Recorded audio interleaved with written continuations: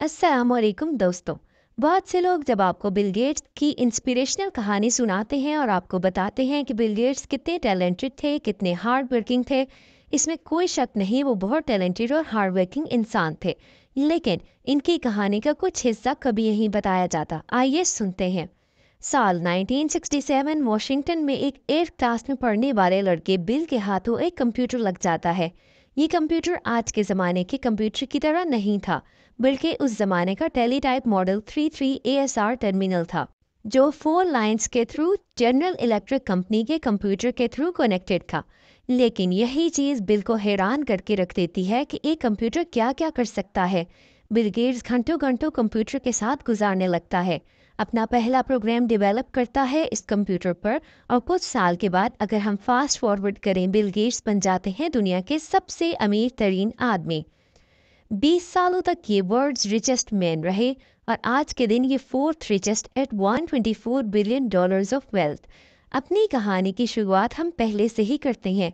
Bill 12 साल के थे जब ये लेक साइड स्कूल में पढ़ रहे थे, जो एक प्राइवेट स्कूल था। स्कूल के कुछ और दोस्त भी थे जो इनकी तरह कंप्यूटर को लेकर बहुत पैशनेट थे। केंट इवेंस, बिल गेट के पहले बेस्ट फ्रेंड, पॉल एलन जो 10th में पढ़ रहे थे, और रिक व्हीलन, इन चारों ने मिलकर एक लेक साइड प्रोग्रामर्स ग्रुप बनाया। स्कूल के बाहर भी इन्होंने कंप्यूटर इस्तेमाल करने के तरीके ढूंढे और उन्हें एक दुकान मिली जो कि थी कंप्यूटर सेंटर कॉरपोरेशन। ये कंपनी लोगों को कंप्यूटर रेंट पर देती थी। 1968 में बिल और उनके दोस्तों ने इस दुकान पर जाना शुरू किया, लेकिन ये करने की कॉस्ट बहुत महंगी थी। यूँ समझे कि $40 घंटे के चार्जेस थे। तो बिल और उनके दोस्तों ने क्या किया, सीसीसी के ऑपरेटिंग सिस्टम में बग ढूंढने शुरू कर दिए और उससे अपने लिए ज़्यादा कंप्यूटर टाइम लेने की कोशिश कर ली।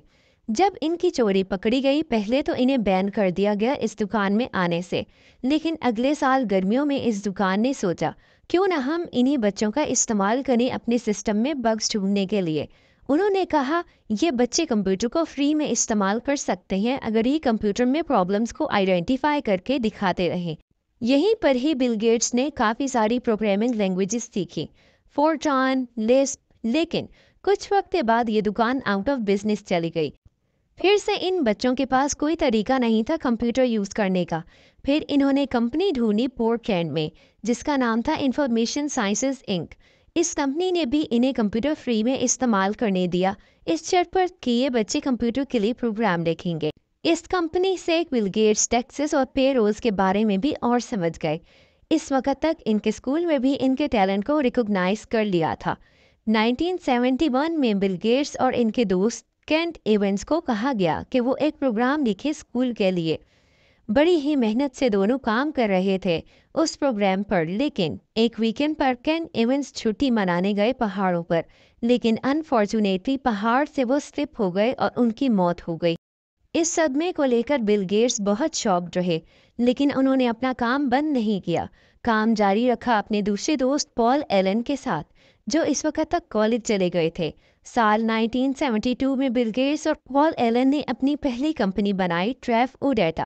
ये ना सिर्फ टेक्नोलॉजी में इंटरेस्टेड थी बल्कि बिजनेस में भी। ये चाह रहे थे कि ऐसा प्रोग्राम बनाए जिसका ट्रैफिक प्रोसेस किया जा सके सड़कों पर और इसे ट्रैफिक डिपार्टमेंट को सेल कर सकें। लेकिन काफ़ी मेहनत के बाद भी ये चीज़ सक्सेसफुल नहीं रह सकी। नेक्स्ट ईयर 1973 में बिल गेट्स स्कूल से पास आउट होकर SAT एग्ज़ाम देते हैं, जिसमें बहुत ही अच्छा स्कोर आता है इनका, 1590 आउट ऑफ 1600। इसी की मदद से वो हार्वर्ड में एडमिशन ले लेते हैं, अमेरिका की one of the best university. Paul इस वक्त तक हनीवेल कॉरपोरेशन नामी कंपनी के साथ काम कर रहे थे।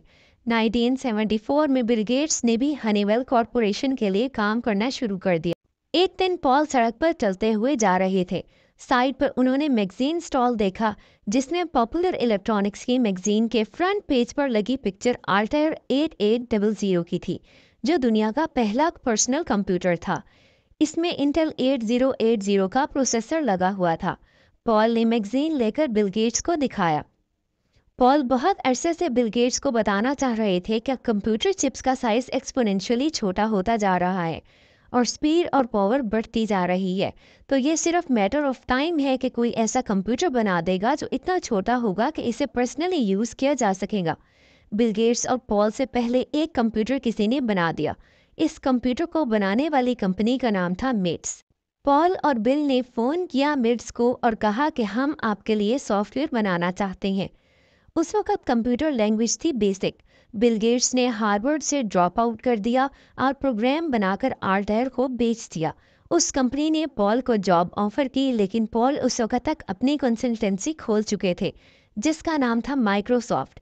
इन्हें काफ़ी कॉन्ट्रैक्ट्स भी मिले और फिर इन्होंने DOS ऑपरेटिंग सिस्टम लॉन्च किया और 1983 को उन्होंने अपना नया ऑपरेटिंग सिस्टम बनाया जिसका नाम था विंडोज़ 1।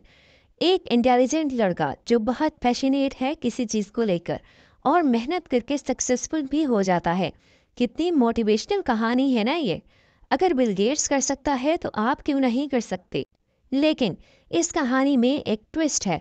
ये ट्विस्ट है दोस्तों प्रिविलेज का। बिल गेट्स के फादर लॉयर थे जिन्होंने लीगल कामों में बहुत हेल्प की।